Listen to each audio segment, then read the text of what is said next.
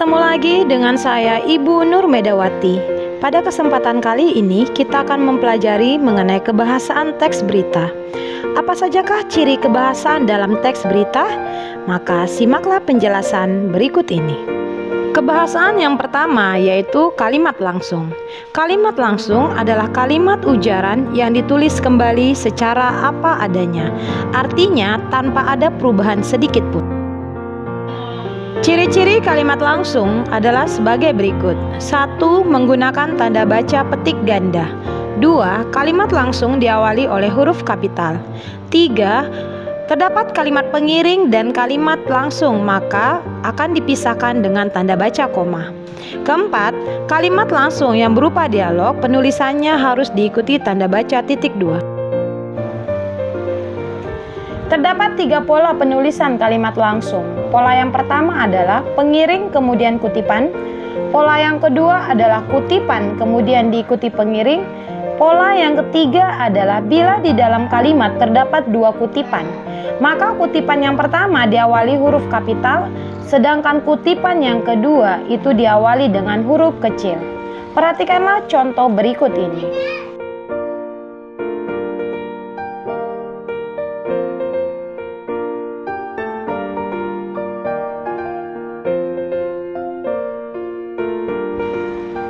Selain kalimat langsung, terdapat pula kalimat tidak langsung. Kalimat tidak langsung adalah kalimat yang melaporkan atau memberitakan perkataan narasumber dalam bentuk kalimat berita. Selain itu, kalimat tidak langsung pada umumnya ditandai dengan penggunaan konjungsi bahwa. Perhatikanlah contoh kalimat tidak langsung berikut ini. Jessica mengatakan bahwa produknya mampu bersaing dengan produk-produk impor. Kalimat tidak langsung tersebut dapat pula kita ubah menjadi bentuk langsung. Demikian juga sebaliknya.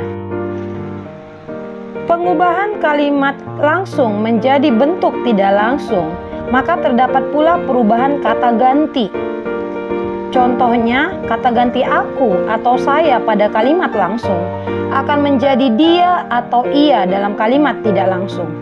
Kamu akan menjadi saya, kalian menjadi kami menjadi mereka, kita menjadi kami. Kebahasaan yang kedua adalah bahasa baku. Fungsi bahasa baku dalam teks berita adalah untuk memudahkan pemahaman banyak orang karena sifatnya yang universal. Sehingga bahasa baku yang digunakan dalam teks berita yaitu bahasa Indonesia. Kebahasaan yang ketiga adalah konjungsi temporal dan kronologis. Konjungsi temporal adalah konjungsi yang menunjukkan waktu. Konjungsi ini juga menunjukkan kronologi atau urutan kejadian. Contoh konjungsi temporal adalah sejak, awalnya, akhirnya, setelah, kemudian, selanjutnya. Kebahasaan yang keempat adalah keterangan waktu dan tempat. Keterangan waktu dan tempat merupakan suatu kelengkapan dalam teks berita yang berhubungan dengan waktu dan tempat terjadinya peristiwa. Perhatikan contoh berikut ini. Minggu siang terjadi kemacetan parah di sekitar alun-alun. Dari contoh tersebut, maka kita dapat menemukan keterangan waktu dan tempat terjadinya peristiwa dalam teks berita.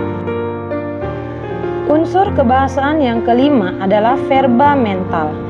Verba sendiri artinya kata kerja. Dengan demikian, verba mental adalah kata kerja yang berkaitan dengan kegiatan pikiran.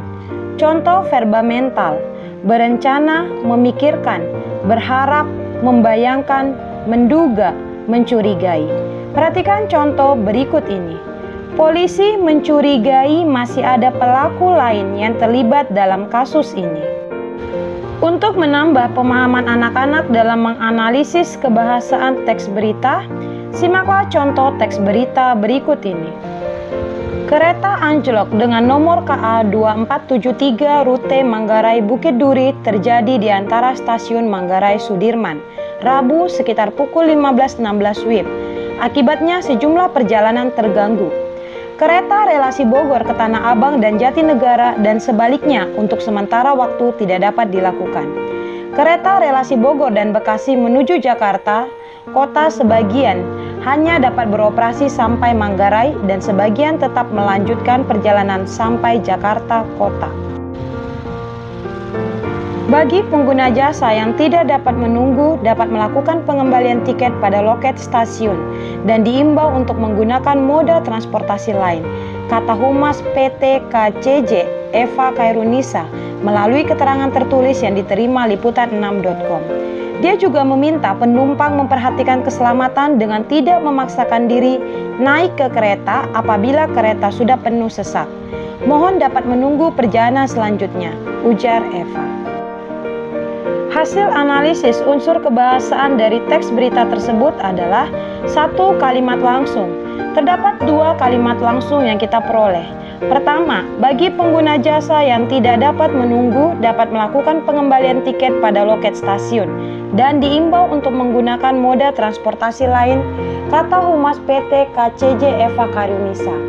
Kalimat langsung yang kedua adalah mohon dapat menunggu perjalanan selanjutnya, ujar Eva. Analisis yang kedua adalah bahasa baku. Teks tersebut telah menggunakan bahasa baku sesuai dengan standar. Hal ini dibuktikan dengan penggunaan kata-kata baku seperti diimbau, transportasi, dan stasiun. Analisis yang ketiga adalah konjungsi temporal. Konjungsi temporal yang terdapat dalam teks berita tersebut adalah akhirnya kereta relasi Bogor ke Tanah Abang dan Jatinegara dan sebaliknya untuk sementara waktu tidak dapat dilakukan. Analisis yang keempat adalah keterangan waktu dan tempat. Kereta anjlok dengan nomor KA 2473 rute Manggarai Bukit Duri terjadi di antara stasiun Manggarai Sudirman, Rabu sekitar pukul 15.16 WIB. Analisis yang kelima adalah verba mental. Perhatikan contoh berikut ini. Akibatnya, sejumlah perjalanan terganggu. Verba mental yang terdapat dalam kalimat tersebut adalah terganggu. Demikianlah pembelajaran kita pada hari ini. Bila ada materi yang kurang jelas, silakan ajukan melalui kelas daring kita. Tetap semangat, jaga kesehatan, dan salam metodis 5.